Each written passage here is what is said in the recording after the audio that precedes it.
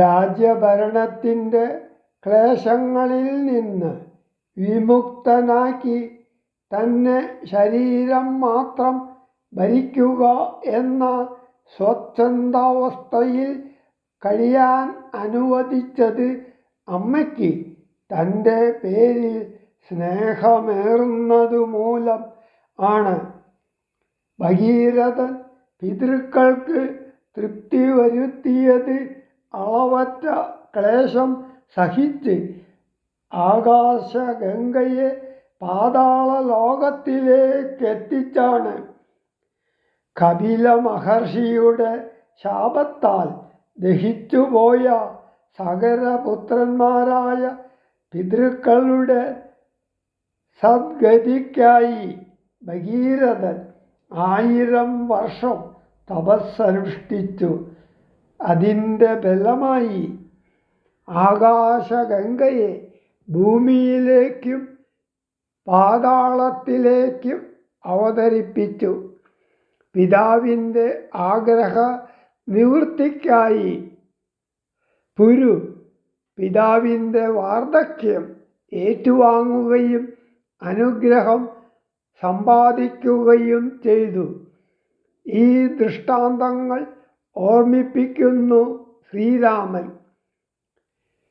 കൈകേയിക്ക് വരം നൽകാൻ കാരണം താൻ ശ്രീജിതനായതിനാലാണല്ലോ എന്നു പറഞ്ഞ ദശരഥ മഹാരാജാവ് തന്നെ ഒരു കയർ കൊണ്ട് ബന്ധിച്ച് രാജഭരണം കൈക്കലാക്കാൻ ആവശ്യപ്പെടുന്നു.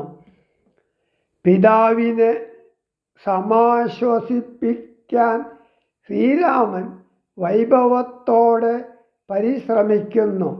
പിതാവിനെ ആശ്ലേഷിക്കുന്നു, നീതി ഓർമ്മിപ്പിക്കുന്നു, വാഗ്വൈഭവത്തോടെ ആശ്വാസവചനങ്ങളും പറയുന്നു.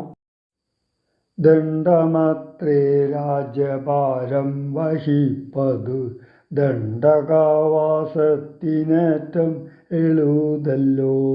സ്നേഹമെന്നെ കുറിച്ചെറുമമ്മയ്ക്കുമാ ദേഹമാത്രം ഭരിക്കുന്നു വിധിക്കയാൽ. ആകാശഗംഗയെ പാതാളലോകത്തു വേഗേന കൊണ്ടു ചെന്നാക്കി ഭഗീരഥൻ തൃപ്തി വരുത്തി പിതൃക്കൾക്കു പുരുവും തൃപ്തനാക്കിയിടിനാൻ. താതനു തന്നുടെ യൗവനം നൽകി ജരാനരയും വാങ്ങി ദിവ്യന്മാരായാർ പിതൃപ്രസാദത്തിനാൽ.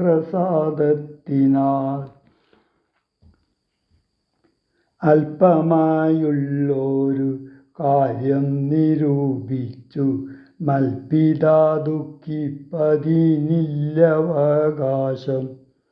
രാഘവവാക്യം ഏവം കേട്ടു ഭൂപതി ശോകേന നന്ദനൻ തന്നോടു ചൊല്ലിനാൻ. സ്ത്രീജിതനായതി കാമുകനായൊരു രാജാധമനാകും എന്നെയും വൈകാതെ പാശേന ബന്ധിച്ചു രാജ്യം ഗ്രഹിക്ക നീ. ദോഷം നിനക്കതിനേതും അകപ്പെടാ. അല്ലാകിലെന്നോടു സത്യദോഷം പറ്റുമല്ലോ കുമാര ഗുണാംബുദേ രാഘവ.